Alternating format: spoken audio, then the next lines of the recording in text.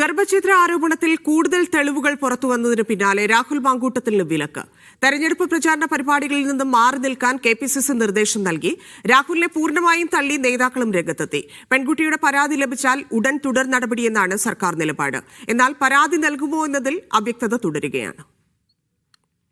രാഹുലിനെതിരായ ഗർഭഛിദ്ര ആരോപണത്തിൽ കൂടുതൽ തെളിവുകൾ പുറത്തുവന്നെങ്കിലും പരസ്യ പ്രതിഷേധം വേണ്ടെന്നാണ് ഇടതുമുന്നണി തീരുമാനം.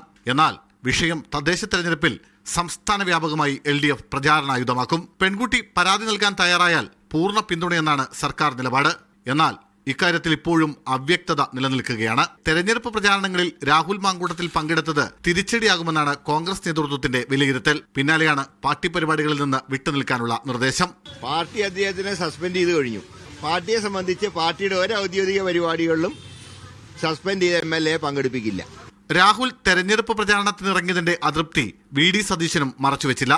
അദ്ദേഹത്തിനെതിരായിട്ട് സസ്പെൻഡ് ചെയ്തിട്ടുള്ളതാണ്. അദ്ദേഹത്തെ പാർട്ടിയിൽ നിന്ന് പുറത്താക്കിയില്ല. സസ്പെൻഷൻ നടപടിയാണ് പാർട്ടി സ്വീകരിച്ചിട്ടുള്ളത്. ഇത് സംബന്ധിച്ചുള്ള എന്ത് കാര്യം വേണമെങ്കിലും നിങ്ങൾ KPCC പ്രസിഡന്റിനോട് ചോദിച്ചോ. ഒരേ കാര്യത്തിന് 2 പ്രാവശ്യം നടപടി എടുക്കാൻ പറ്റുമോ?